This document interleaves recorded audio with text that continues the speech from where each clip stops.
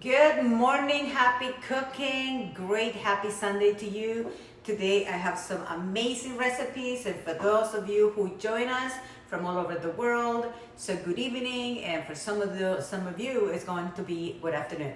So anyway, so let's get started right away. So my first dish that I'm going to make today, it is a beautiful stuffed eggplant. So this is one of my favorite dishes that I absolutely love. And for that, what we're going to need is one eggplant. The pan that this is going to be a baked item. So what you want to do with this is you want to use a 10-inch gourmet skillet, which I happen to have right here. So have your 10-inch gourmet skillet ready. Wash an eggplant. And by the way, for those of you naysayers, I already washed my hands and I'm not using gloves anymore. I'm trying to save the planet. Okay, so what you do is you take a beautiful eggplant, wash it really good, even wash this end because you're going to leave it there. And then you're gonna get a very sharp knife. It could be a big knife or a smaller knife, so it's up to you. And you can do both, either one. So the idea is that we're gonna make some incisions in the eggplant, and they're going to be about 1/4 of an inch. Sometimes a small one is good, but let's see with a bigger knife. I've done this before, but these are new knife, which I absolutely adore.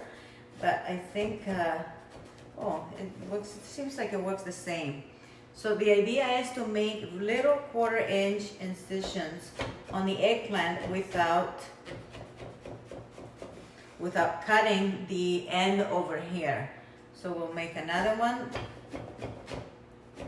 So actually it turns out that this is better. I thought that little knife would be better, but so far I kind of like this big one. So hold it with your hand so it doesn't flare. That's the idea. Or we can go this way so you can see.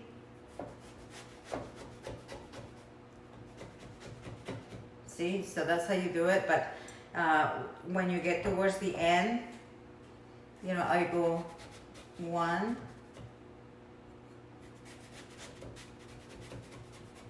and then 1 more if I can. Gotta pay attention here. So there you go. So from here on, so you kind of fan your eggplant. On this side is really thick.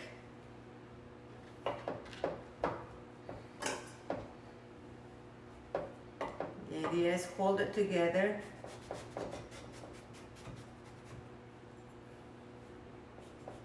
Maybe I use the little one right here so it's not so heavy. And it has a nice pointy cut. So any big thick ones that you might have left there, go with the smaller knife that it has like a pointy. See, nice and pointy versus this one. So they both work good. So open it up just like that and just arrange it like a fan in your skillet. So the only reason is why I want to keep it together is because, I want it to fan beautifully. Okay? So just like that for now. Then you're going to take some salt. Just to open a little bit here. Okay. So take some sea salt. And then just in between. Not too much. Just a little bit at a time. Some of the ingredients that I'm using, they have not a lot of salt, but okay. So now, after you're done with that, we are going to put some oil, okay? So take a drizzle, little bit of the oil, and then just drizzle a little bit on the inside, and then just wash our hands.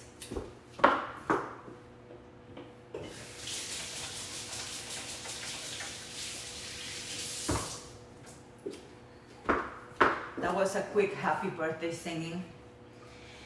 Okay, so the idea is just to rub it in between.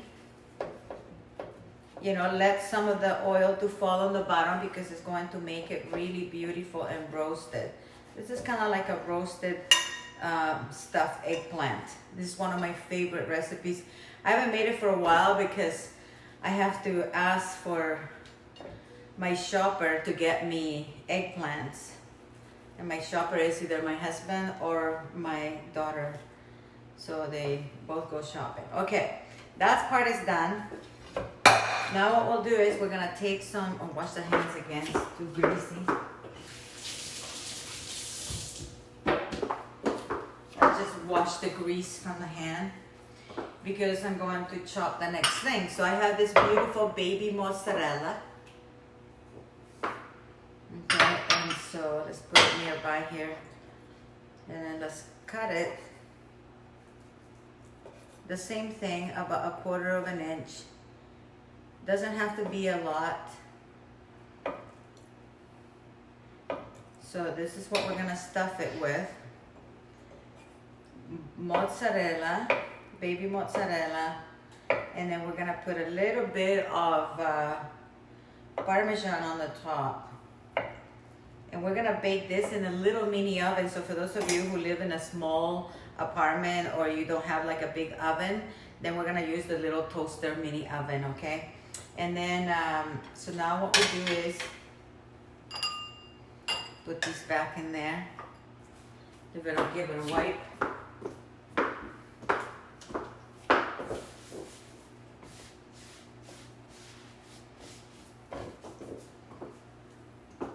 Some little wet cloth. And so just so you can see a little bit better. So we're going to take the baby mozzarella, and then we're gonna take some basil leaves, albahaca for those who speak Spanish. And I'm gonna take some little tomatoes, but we can do that afterwards because I don't wanna crowd my kitchen right now. There's too many, no social distancing here. Okay, so requires a little bit of patience, but believe me, it is worth every bite. It's absolutely ridiculously delicious. And you can serve it right there on the pan. And so you can have different type of cheeses if you like. It's easier to put the cheese first and then go with the leaves. It's way faster. So if you're in a hurry, you're a mom and you have no time because you're helping with homework or you're gonna go shopping somewhere, then it's easier this way. So just add the more of this beautiful, this is, basil calms the spirit. Did you know that? And in fact, you can buy basil, like blue basil pills. It's incredible how they really relax the mind. Not quite like cannabis does, but it does relax the mind without psychedelic effects. Kind of like eating raw cannabis leaves. Speaking of which, tomorrow is 420. So for those of you who are interested for an invite on my 420 cooking class, is going to be tomorrow. And so I'll give you more details later because I'm not sure if I'm gonna do it by Zoom. If it's by Zoom, you need to request a link privately to me by message because I don't put that link in public. And then you'll be able to join me either by Zoom or maybe I'll do like a Facebook. We'll see. Not yet. I haven't decided. I'll post it later how I'm going to do it. So see, so far so good. Check that out. And then that's where this little plate comes in handy, this little thing. You take little tomatoes. You do things, you can either put them around or you put them inside. Well, I'm gonna put them inside so it'll soften the eggplant as well. So by the way, the more that the eggplant sits in the with the sea salt, the more it becomes a little little bit more bland. And by the way, speaking about eggplant, did you know that the skin of the eggplant helps you fight radicals? There's a compound called nasonin, which is proven, and you can check this out yourself, do your own homework. I just tell you stuff that I read when I do a lot of research on food. But it does, nasonin, N-A-N-U, nasonin, nasonin, yeah, that's something like that. Okay, so it's been a while since I've read any of the papers that I read long time ago. Okay, so that's why I love eggplant, because you know, if you can avoid having free radicals in your diet, or help you fight, or have foods that'll help you fight free radicals, then you know that's super important, because free radicals really are the ones who cause a lot of problems with carcinogenic conditions in the body. So this is it. This is my little invention for today. And then, of course, because I want these little tomatoes to blister a little bit, then you know it's very important that I put some on the side. So I'm gonna put a little bit of thyme, because you know I love thyme. Thyme is very important. We don't need to put any more sea salt because we already did. I even have the little thyme flowers. And then the last little part that we're going to do is this. Wash the hands.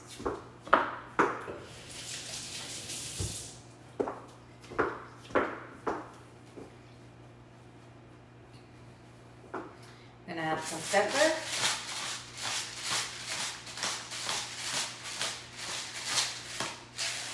And now we're gonna take a little bit more of the olive oil, and then we're gonna do a quick drizzle. This is what it looks like. See how gorgeous? So when you finish, you just like put the handles on in the oven and then bring it out. So this is gonna cook for about 20 minutes. So, oh, and then I said I would put a little bit of the cheese, so get the machine.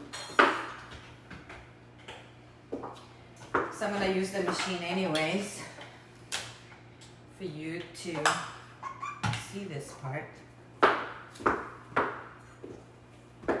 Number one cone. Put the machine right there over it.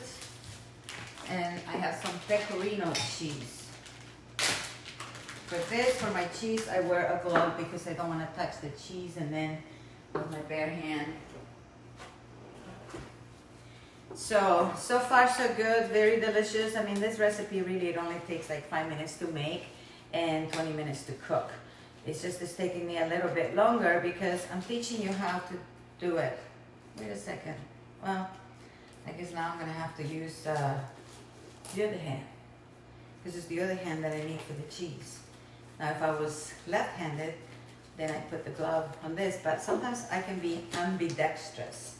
So take a bit of the cheese, and this is pecorino. Not a lot, just drizzle. Just drizzle a little bit. Okay. And then this one, you don't worry about anything else. Just put it in the oven, 350.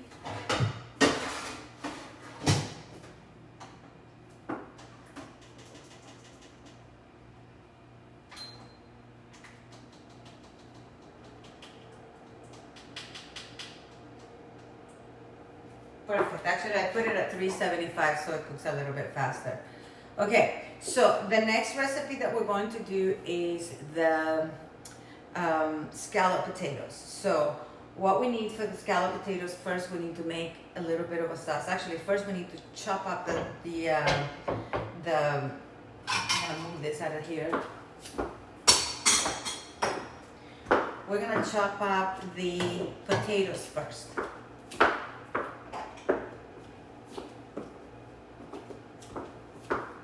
And the good thing is, I have already my potatoes cooked, because you have to semi-cook the potatoes. In one of the videos that I was teaching you, I think on Friday, I show you how to cook the potatoes with very little bit of water with the skin on, and then you peel it.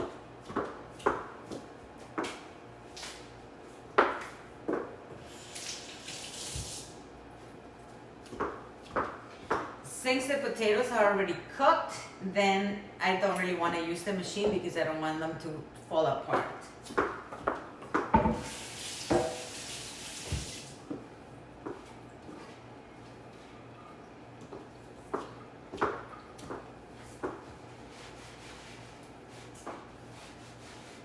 Okay, so let's get to, this is using only for my hands.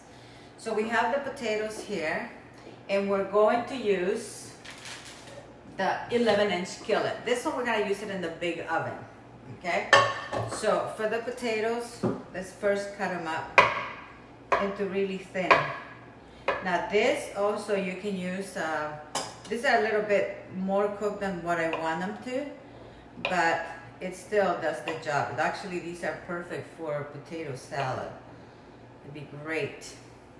So I have about 10 potatoes. You can also use a mandolin. So this is already on the overcooked. So how you do the potatoes? What I did is I put them in a 3-quart. There's about 8 potatoes on the 3-quart with the skin on. And then what you do is you add about 1 cup of water on the whole potatoes, and then add, then you turn it to, you cover it, you turn it to medium. Then when the valve click, you cook it for 5 more minutes, or 10 minutes if you like it this soft, I give 10 minutes. And then you turn it off, okay? In fact, if possible, you know, so you don't make the same kind of mistake I made, take the lid off, so in that way they're not, you know, totally cooked. So this will cook super easy. It cuts really nicely. It's like cutting into butter.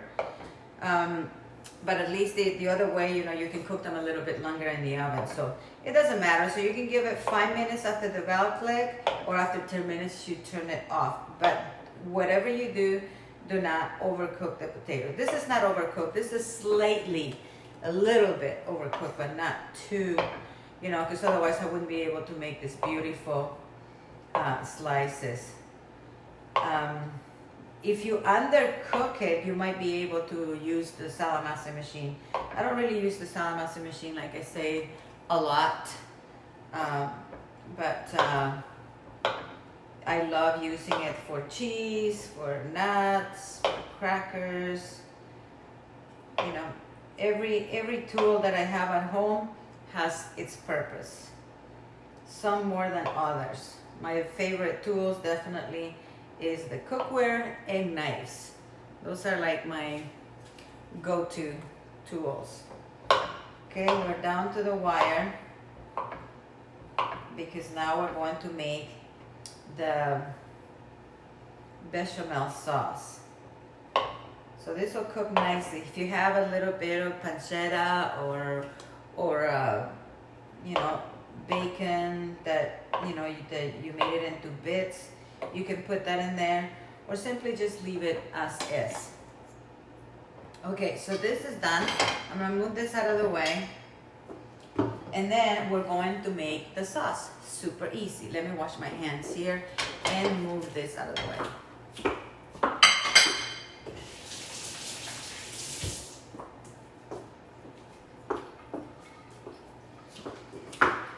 All right, for the sauce, first of all,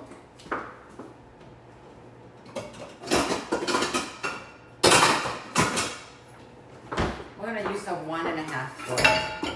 And then all I have today is heavy cream. Like I say, I like to improvise with everything. I don't like to go run. I'm not those type of person that run to the store because I don't have an item. I'll find a way to substitute an item. So I'm gonna put the whole thing. This is heavy. And then I'm gonna turn it up to medium. And I already have some boiling water. So what you need is half and half. half milk, half water, or you can buy the half and half already. Okay. So I'm putting hot water so it'll heat up faster, so I can get to my sauce. So what I'll do is I'm gonna put the 1.5 quart at the back. Turn it to medium high is okay. And then we're gonna start the roux in here. So what you need is preheat the pan at low, just low enough to melt the butter. And so we're going to use, because basically heavy cream is just butter. Okay, so I'm expecting to eat this with at least 8 to 10 people. All right, so we're gonna get a new knife. Excuse me. And I'm going to take like a tablespoon of butter. Okay, or just like a little, like 1/4 of an inch. Today everything seems to be 1/4 of an inch. And then we're going to cook this with 1 teaspoon of flour. Okay, so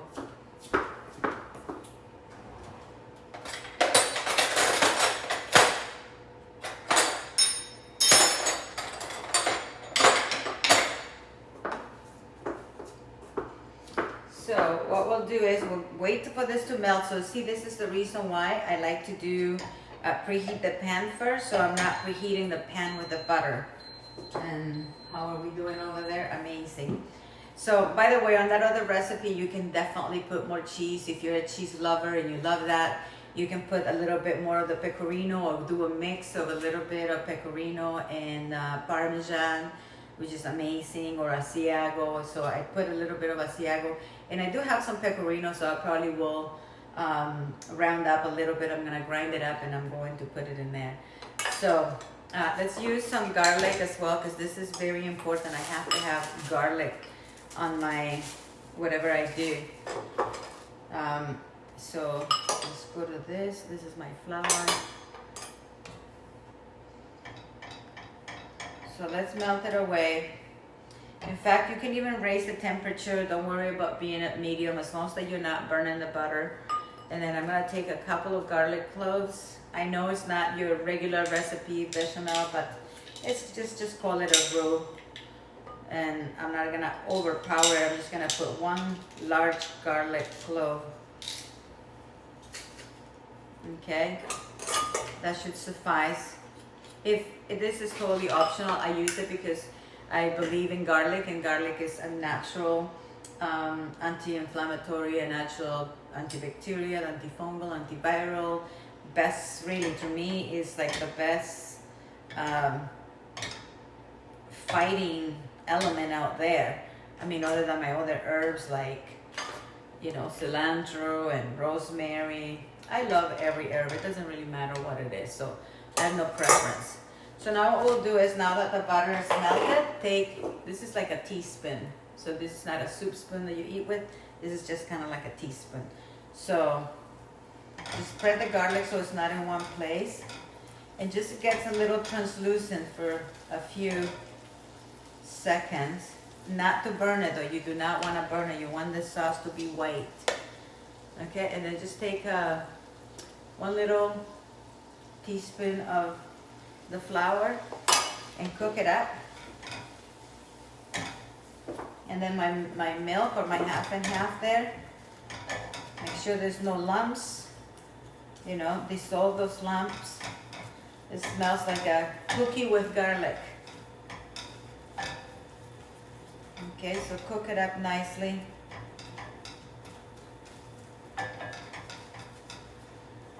There you go. And then make sure that the milk is either lukewarm or warm. Oh, and before I do that, because this will be a little bit of a mess, we're gonna need to get the cheese out. Okay, that's one thing that you want to have already in advance, but I wanted to show you how to do it. That's the reason why I did not care for it in advance. Machine. Now that I chopped up the potatoes,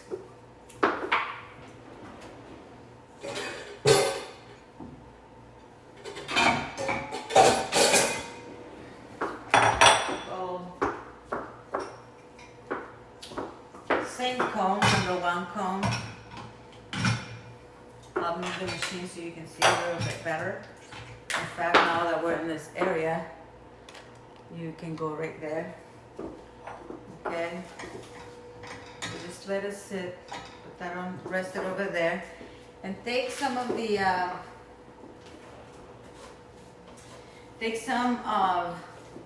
the Parmesan or Pecorino and Asiago. So we're gonna do both.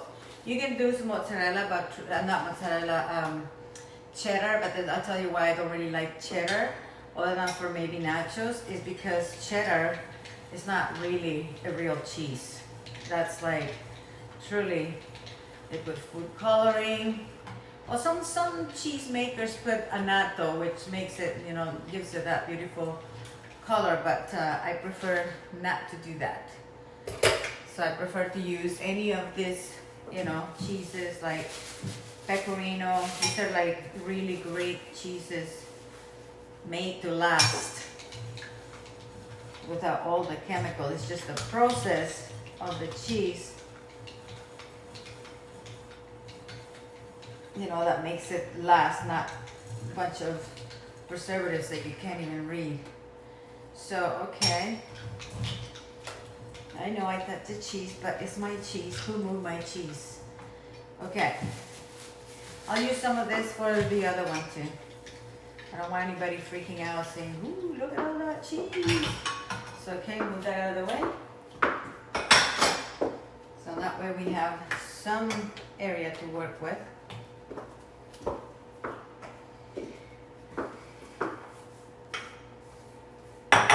And by the way, thank you for staying and being patient and watching this, but I'd rather take my time so you learn.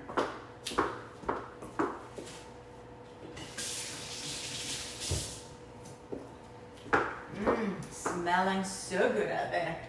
It's incredible. Okay, so back to the sauce. Now we're going to take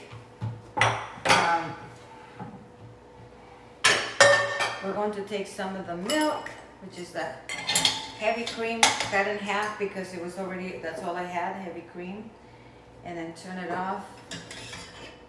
And I'd rather not have this because that's just for helping. So see how it'll thicken.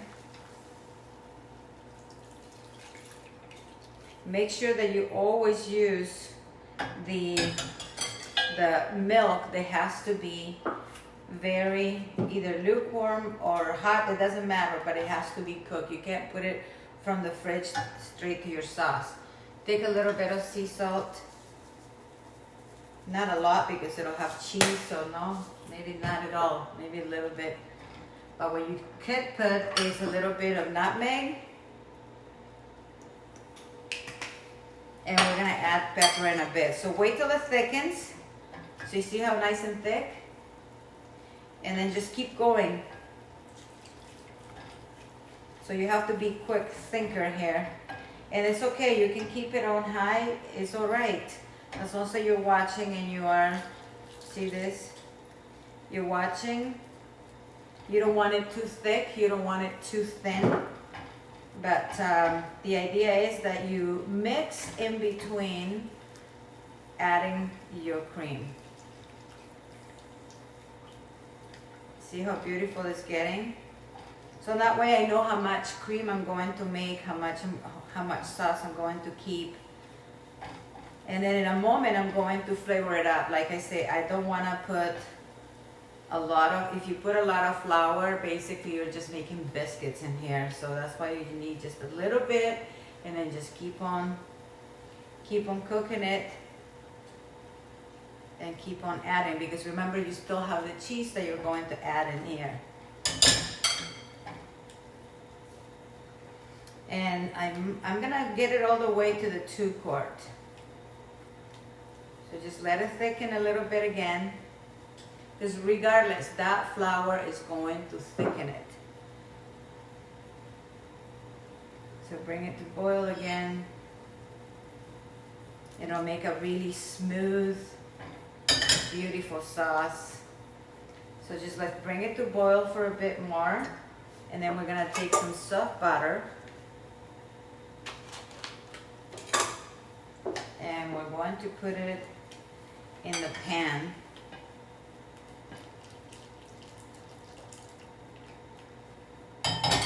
Okay, so reserve some of the milk, about half.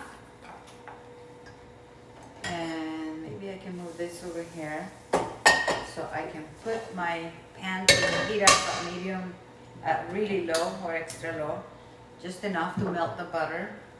And then we can start adding some of the cheese and make it cheesy. So add both cheeses a little bit at a time. And remember, with the potatoes, it's going to get thick anyways, but you don't want it, like I say, too thick. But I want to be able that when I finish with this gratin potatoes, that I'll be able to cut and have like a perfect little square. You know, and it'll be really roasted at the bottom and then also roasted at the top. Because we're gonna reserve some of this cheese.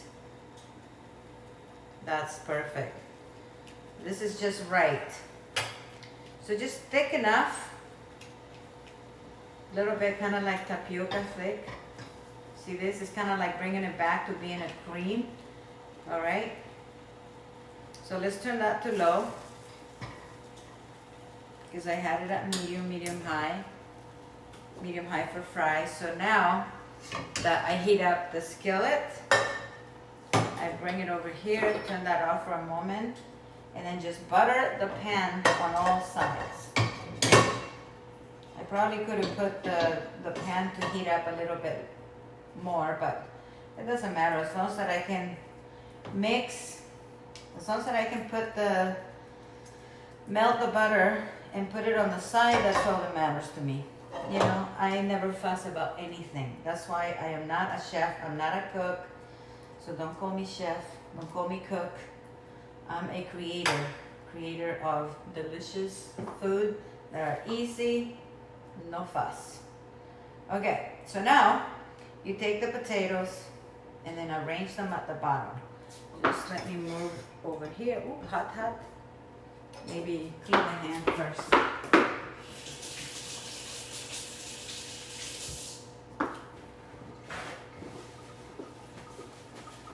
It's a little bit greasy. Now that one's already cooled off. Stay nearby, just so you can see a little bit better. Is that better? Yes. Okay, so just take your cut up potatoes and then just arrange them at the bottom. And then what we'll do is we're gonna put some herbs in between the layers. Okay, and this is gonna take only 10 minutes, and I'm preheating at 350, but we're going to raise the temperature to 400 so it cooks, so it browns super fast. And in between these layers, I have already my little herbs here, so you can take some thyme. You always have thyme. Just make sure that you take the little twig, because these are really hard on your throat. You could get stuck in your throat. So really be even careful with stuff like this. I am anyways, so I'm just letting you know, FYI. Okay, and so now I'm gonna take a spoon and I'm gonna take some of this sauce and put it in between the layers, so you really have that really beautiful flavor. In fact, I should have just put the thyme in there, would have been perfect. Take some black pepper. Remember, no salt, because you already have salt on the cheese. Okay? I'll just keep on wiping this thing. And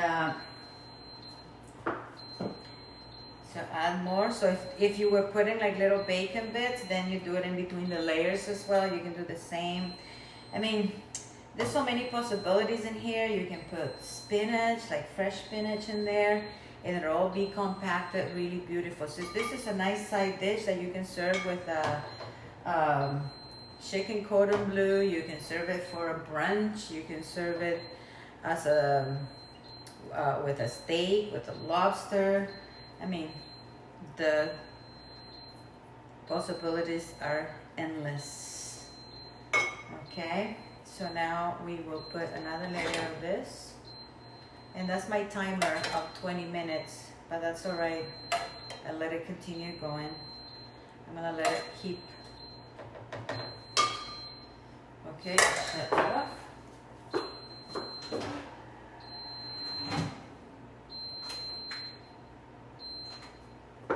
I'll leave it for a couple more minutes. So put that in there. Now you're gonna take some little rosemary. So this is a thyme and rosemary. Remember, this is great for muscle spasms. The other day I was so much pain, and so I've done like some of the things that I do for it. But then I made a tea from rosemary, and it just calmed me down like really nicely. So I believe in herbs. Herbs have so much healing. Okay, take a little bit of the cheese. So this will help it bind the layers. And so take the small ones, leave some pretty ones at the top. So I'm gonna leave the better ones. And then all these little ends, I'm gonna put them here.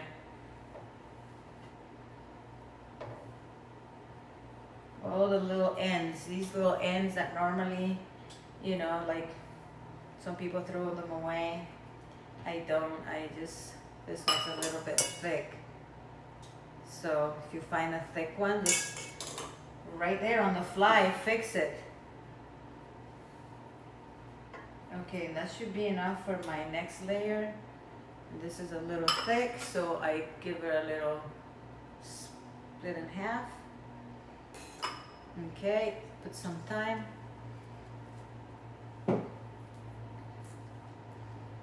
Just the little leaves. The flowers are okay, but not the stems. Stems could be, like I said, a little bit, for me anyway, I don't like anything really huge. Give her a quick, we're almost at the end here. You can make this in the bacon roast pan as well, the oval baked dish. And then my last layer, you want to make it pretty.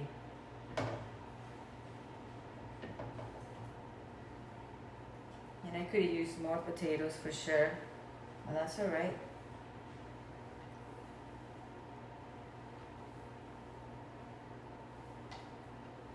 You can make it, that's why I say, undercook them is better in the undercooked side.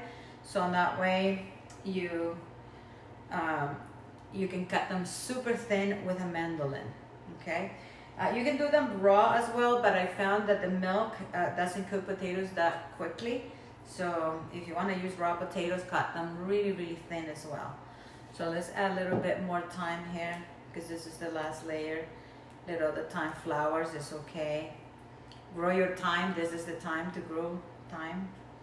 Thyme for everyone. And so let's just take this last little bit of the cream.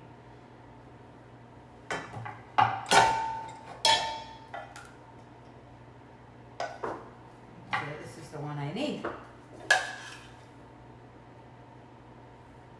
You can you can add shrimp if you like pieces of lobster. In fact, you could probably use pieces of chicken, but keeping it vegetarian. That's today's motto. Keeping it on the vegetarian side. Okay? And we're good. Just use the spatula to bring out the rest. See how nice? Doesn't stick. That's why I don't understand why all these chefs are using like Teflon pans. It hurts. It pains me to know that people in this day and age should not be using Teflon pans if they knew all the nasty heavy metals and chemicals that come out of those pots and pans and many other pans.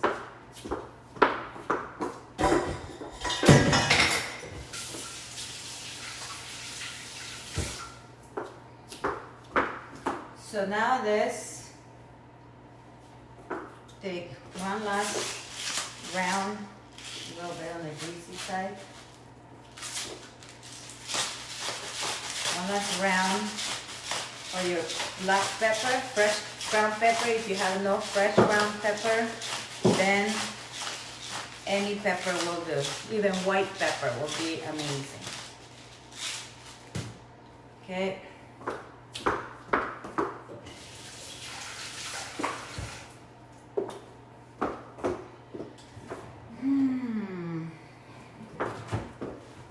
One last little bit of the cheese on the top, so it's really nice and crusty. Doesn't have to be a lot. There you go. And then a little bit of the nutmeg, just barely, just to have that really beautiful flavor.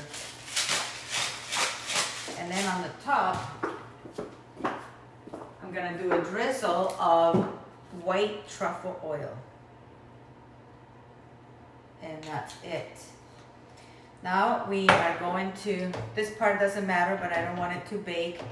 Little pieces of cheese. There you go.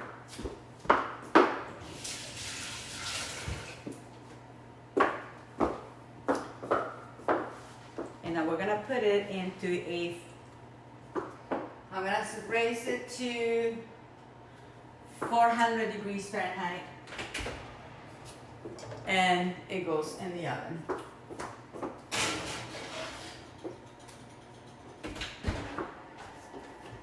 That's 20 minutes.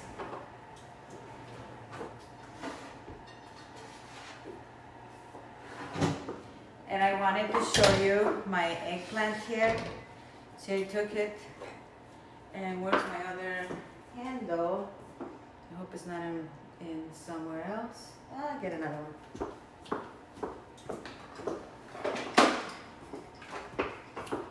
So I just took it out of the oven and moved my camera, sorry. So see this now? It is done. So what I'll do is, because I wanted to put a little bit more cheese, then you just take the top, because I did 2 types of cheese. A little bit more pepper. And I'm just gonna quickly keep it in that oven now, or I can return it to the other oven, but since I'm not ready to serve it, then I'll just put it underneath the other one. But as you can see, you can use your little mini toaster over you can use your cookware on the mini toaster oven as a bakeware. All your gourmet skillets, all the skillets, the only thing that I don't put in the oven is the electric skillet in the multi-purpose 5-quart pan. So the next recipe I'm gonna make, this is really delicious. I tried it the other day, I kid you not. It's become one of my favorite, naan bread. I love naan bread, so let's make it.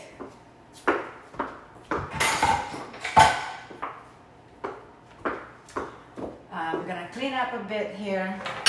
This is super easy. Let's get started with the square. This is the square griddle. See, all the handles interconnect with each other. It's multi-use, so you don't have to buy too many handles, or you don't need that many handles with this cookware. But I always cook without the handles, just in case you have little children passing by, they don't accidentally hit the handle, and then an accident of burning could happen.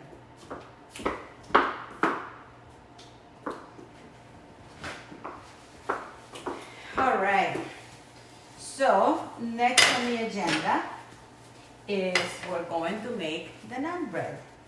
So you're gonna need a bowl, and you're going to do this by hand. It's 2 ingredients. I'm going to make it gluten-free, and we're gonna make it with Greek yogurt. Okay, so gotta take my rings off here.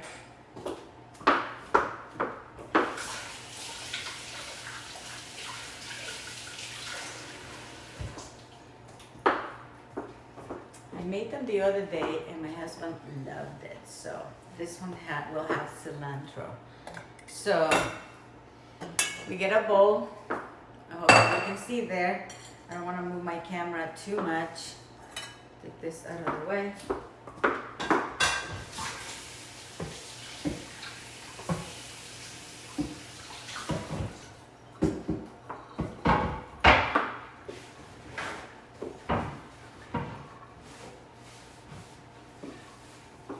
So I'm most definitely going to use a cutting board, so I might as well get ready with it. So 2 cups of flour.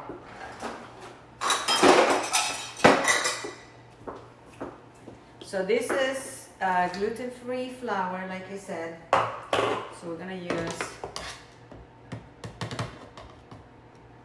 a 1.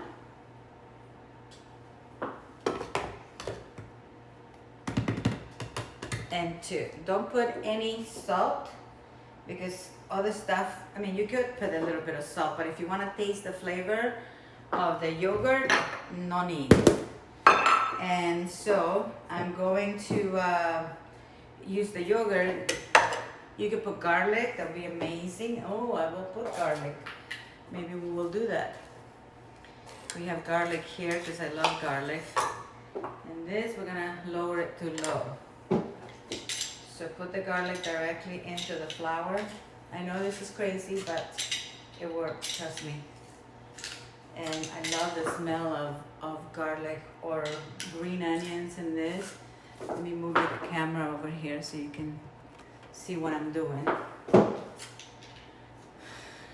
Well, I'm so glad that you are patient, that I don't have a professional cameraman, no director. That's me. I'm everything here. Okay, let's mix it up. We need a spatula. And then I'm gonna need a spoon. What happened?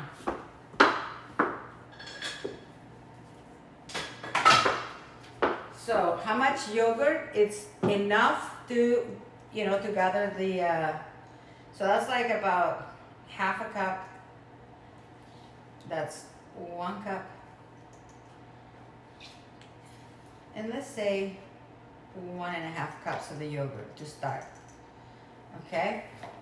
Then we're gonna mix it with the flour.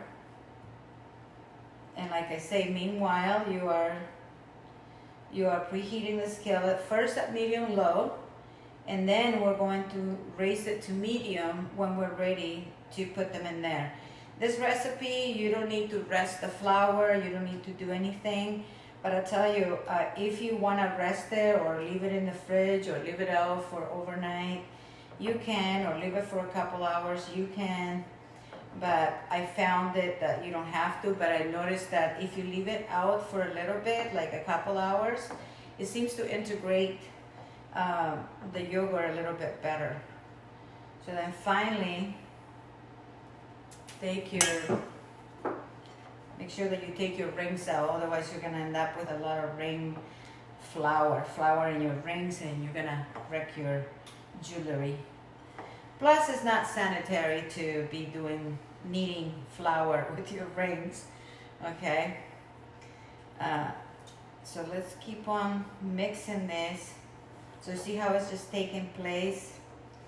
So I still have flour at the bottom, and it's okay to take some of the flour and that whatever's on the bottom and put it on the counter and clean it, okay? So that's almost ready. And this is the time that if you need to add a little bit more yogurt, you can, but I'm gonna go on the side of maybe not too much, and I'm just going to get to the bottom of the flour. At the same time, I'm kneading the flour, kneading the dough. Okay, so every once in a while, see why it's important not to wear rings? because you'll end up with a lot of flour in your jewelry, like I said, in your rings. Okay, take some of that flour there and keep on doing the same thing. And then we're just gonna add a little bit of coconut oil to the pan. And you can actually probably could use it on the flour too, but no need. No pun intended, no need. Yes, need. You need to need this. Okay, so if you don't have a one of those dough cutting things, then you can use a knife to cut the dough. The reason why I decided today to make 3 recipes is so you can see the finished product today. Because otherwise I would have said, well, you just wait for the picture and I'll show it to you after it's done. But these are so fast, you can. Okay, so now we're gonna take some of the cilantro. Remember how I love cilantro because it's a perfect herb for chelating heavy metals. So, see, I can do this even not on a flat surface. That's why I always make sure that there's no little stems too big to put in this. There you go. So now mix it good. This smells incredible. So mix it together nicely. So because I wanted to make sure that the dough was soft enough to want to add. So just keep on pressing so it'll really be elastic. So kind of like a, you know, punch. That's how you stay in shape, you know. Punch it. You know, if possible, go like that. My new invention. Flip it over. So it's very well incorporated. Okay. So that's nice. I wanted to show you. So it's very elastic. And this is non-leaven bread, basically. So now we're going to turn it into a surface. So normally you could use a, here,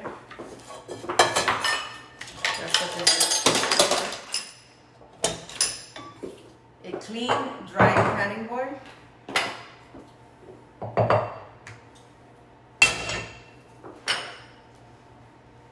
And now give it a nice little, any flour that might be in the bottom here, put it at the on the surface. And now we use either a knife, like I said, and then I have a rolling pin. If you don't have a rolling pin, bottle, you know, like a glass bottle will work. If you don't have a glass bottle, then you can use a wine bottle, empty wine bottle. Okay, so see how beautiful it looks. Okay, so let's get a little pastry cutter.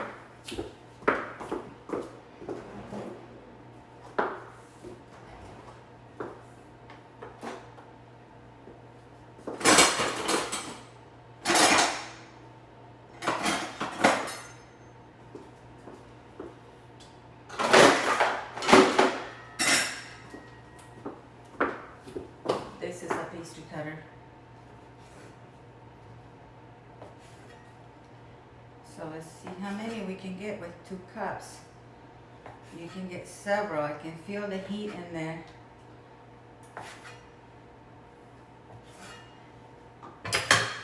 So just do let's get a little bit of flour. Where's that cup? Just keep a little bit of flour near you. Put it on this apart. Put some in the palm of your hand so it's not wet. So you can do it by hand, or you can take your rolling pin and then you just roll it as thin. It doesn't have to be perfect. If you notice, naan bread doesn't really have a shape or form or nothing. Okay? And so now we take some butter, or coconut butter is even better, or olive oil if you like. So, have a little bit of coconut butter here. That was just flour that fell in there and I didn't care to clean it. Okay? So now that I'm going to add each of the little naans, then I'm going to turn it to a medium. So the whole time I had it at simmer, which is a medium low, and then now that I'm making these guys, then I'm going to turn it to medium. Okay? And then take the other one. And like I said, they don't have to be a certain shape, a certain size. I mean, this is for your home, so this is not an item that is for commercial making. And like I said, the only time now that I wear gloves is if I'm making food for somebody and I'm going to drop it off. But other than that, I'm all for sentient cooking, which means put your love into your cooking by letting the energy of you transfer into the foods. Okay, I learned that long time ago, and it's true, you know, when I go to restaurants sometimes, when I leave, I'm cranky and I don't know why. Not because of my husband, but because whoever was cooking the food, they transfer their energy to the food. So look at this, this looks like a heart, it's beautiful. Okay, so sentient cooking, it's a very old Indian, Ayurvedic, kind of, I don't know if it's Ayurvedic, but Indian cooking. I read this vegetarian, maybe it was Krishna, I don't know. But it really resonated with me. And especially after I watched this movie, like Water, Like Chocolate, I realized, oh yeah, it's true. Sometimes you eat food and you feel mad or you're sad, and then all of a sudden you're gonna have no reason why. It's probably whatever mood the cook was in. Leave it a little bit more. Yeah, so go to medium high now because I really want it to brown. But like I said, there's no rhyme or reason how you're going to make this. Just put a little bit of flour and then just make them all. So, oh, these looking absolutely beautiful. This could easily be tortillas. See? I just wanted to show you. You can burn them a little bit more if you like, but that's a really good color. So, we'll make one more. So just put them on the side, hanging there, like iguanas. See this? Flour. Do this. Put a little bit of flour in your fingers if possible. This reminds me of tortillas, honestly. Okay? And especially, you know, gluten-free. Oh, see, that's better now. That's the color I want. Oh, beautiful. You know, and just stretch. Like I said, you don't even have to have a rolling pin. You can use even a bottle, an old bottle. Oh, look at this. This looks like the continent of Africa. Turn it to low as soon as you see smoking. See, that's why you need to put a little bit more flour there. Oh, but they're looking amazing.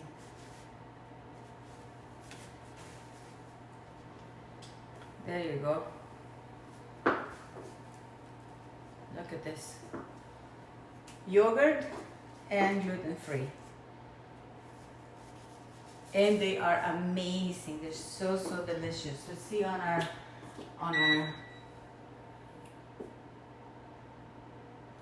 okay, potatoes.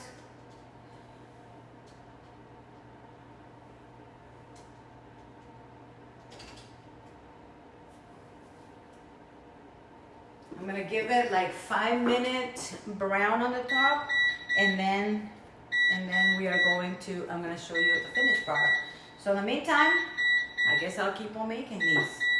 So remember, For those of you who are joining me right now, flour in your hands, flour on the cutting board. Stretch the flour. So this is just flour and yogurt and cilantro. So you can rewind this video anytime and pause and watch it and take the recipe down. I don't write anything because I'll tell you why. Half of the time, I don't remember what I put in it. So you have to be watching the video. Truly, you have to be watching the video. Okay, so there you go. That's the whole thing. When you're working with the square griddle, you're gonna be turning to medium, a little bit too low. If it gets too high, you know, that's the whole idea. You play with it. Let's see. Sometimes when I do this, they kind of inflate a little bit, but sometimes they don't. It all depends on the mood that they're in. Maybe that's because of the yogurt. Normally the salt, when I just put water, they actually puff up a little bit. So the potatoes are smelling incredible. So this is one of the things that you could do. You can put just one on the top of each other.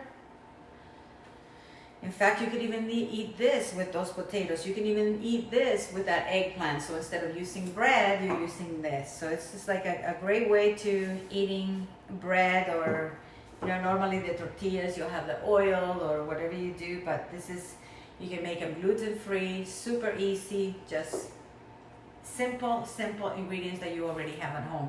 If you don't care about gluten-free, by all means, use any flour that you want. So I haven't made them with almond flour yet, but it's a possibility that you can make them with almond flour. In fact, probably I will try, not live, but pretty soon here. So I do this by hand because it's easy. I mean, I'm always touching the hot stuff, so it doesn't really bother me. But look at how beautiful the color. That's what you want. That's really what you want. Let me get a plate.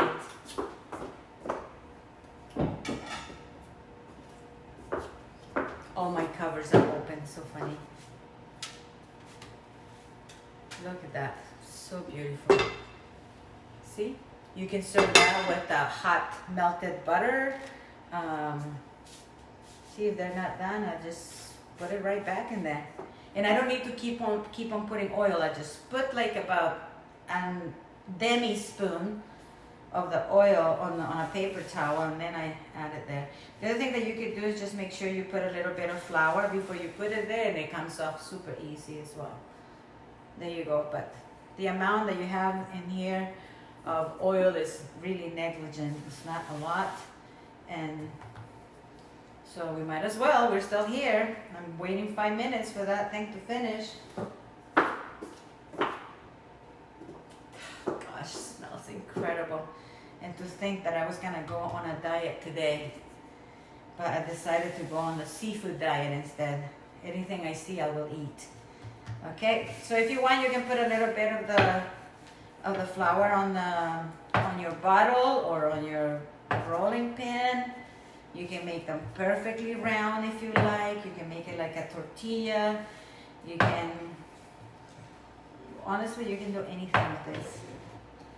You can make them super thin if you like very, very thin. Look at this. I mean, it's so incredibly, this flour or this mix is just so incredible how forgiving it is. Okay, flip it over. Oh, I had it too low. So go in between medium and high, okay? Because if it's too low, it's not gonna give you that beautiful, like, you know, the brownness of it. And I wanna make sure, see, now that I erased it, and like I said, make them as thin as you want, as thick as you want. Of course, if they're thicker, you're gonna fill up faster. You can use them as a pizza dough. In fact, you can make them really beautifully round if you like for tortillas. Oh, this one is puffing. That's nice. Cute. I like them when they puff because then that means that it's like a pocket on the inside. But the flavor is gonna be unequivocally delicious. This is like, I should have called my best ever naan bread. Wow. You can use dill. I use cilantro today. You can use dill. You can use thyme. I mean, you can put so many different things. You can serve it with honey. You can serve it with honey butter. If they're just plain, you can put cinnamon in them. I mean, it's like truly excellent, the ideas that you can get here. Absolutely beautiful. Gotta make sure that it's the right pan that is turned on every time. Pay attention. Okay, I'm really curious to see how this one that is much more thinner is going to be. Maybe it'll puff up. Maybe that's the secret, that I need to make it a little bit more softer. I'm still waiting. Maximum broil. I think it has to be at 550 in maximum broil. That's the whole thing. See, I don't use the oven that much. Okay, you see? Beautiful. So this is done too. Let's use this little thin one. I want to see how it goes. See, now back to low. As soon as I start seeing a little bit of smoke, I turn it to low. And so it's, the idea is with this square griddle, if you don't know your highs and lows, if you're not paying attention, it'll make your griddle a nightmare to clean. So make sure that, you know, especially if you're making tortillas or you're making naan, it's very important for you to you know, work with a medium and low. If you see that smoking, like immediately turn it a little bit lower. If you see that it's not cooking fast enough, turn it to medium high. So it's just kind of eyeballing it. So see now that it's thinner, oh, see that? Beautiful. Now right now I have it at medium. So it's a good size, good once it's pretty heat up a lot, then you can keep it at medium. But you go into between medium high and medium is a good thing to do. Oh, see this one, how beautiful? Gorgeous. Oh, see how quickly this cooked? So when it's thinner, it actually cooks. It cooks a little bit faster. And they puff up easily. And they become a little bit more softer, more pliable than the thick one. So see, this one's puffed up. It's nice and fluffy. Ooh, nice. And look at this beautiness. So see, it is possible. I'm gonna add one more little bit of flour. And this is the last one I'm gonna do because I'm gonna take now my potatoes. I'm only doing this so I can show you the finished product, like I said. And that's my last one, it's at medium.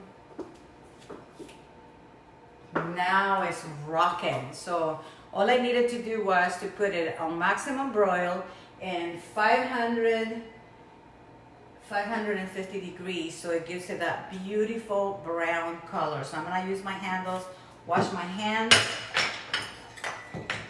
and use the handles to take it out of the oven, or you can use your oven mitts. See? Beautiful.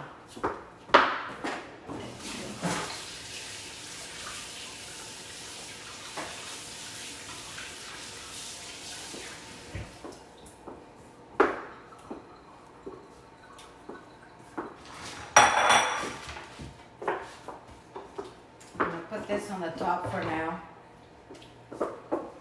and you're gonna use these handles, or like I say, use you can use these things here.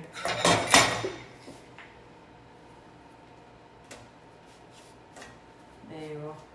I don't like it how that. Turn it off first. And in fact, you need to let this sit for a bit. Oh, look at this, it's beautiful, it's puffing.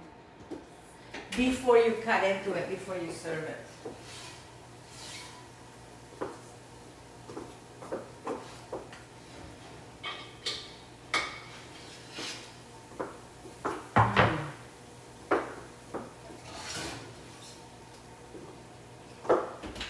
So that's the eggplant, the stuffed eggplant with basil, mozzarella, and tomatoes. And I said I had the other handle here. I guess I don't have the handle of things. Ah, jeez, Louis. Anyway, so I want you to see the potatoes. Potatoes, a gratin potatoes. So well, folks, this is excellent. It's been a great Sunday spending it with you. Please remember to like, love, comment, and share, and care by having a watch party in your own timeline. And if you want to recommend people to see this show, I'm doing private classes also through Zoom. I would like to invite you that if you have people in California, especially in Southern California, let us know, and in that way we can do a show for your family members, and you can win prizes. Any of these pieces that I'm using here, I'm always putting them on special, especially for people who watch this, who are fans of mine here at the Happy Cooking Club, or through the Salad Master Owners, or through the Happy Cooking Club on YouTube. So just keep on watching, keep on learning, and keep on sharing. Thank you very much. God bless you. God bless us all. Until then, your flexitarian friend, Jael Tanti. Have a happy, healthy, and wealthy day. I'll post the pictures in a little bit once everything cools off and it's done. All right, ciao.